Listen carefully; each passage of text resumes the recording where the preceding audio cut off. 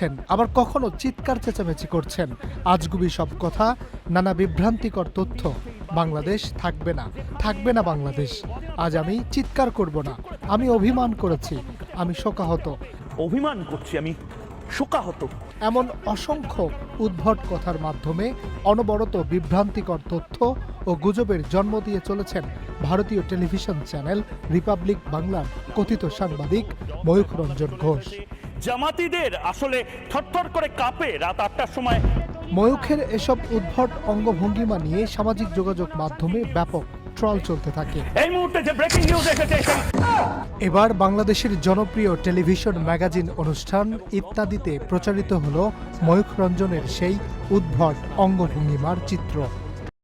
আবার কখনো চিৎকার চেঁচামেচি করছেন। আজগুবি সব কথা, নানা বিভ্রান্তিকর তথ্য। বাংলাদেশ থাকবে না, থাকবে না বাংলাদেশ। আজ আমি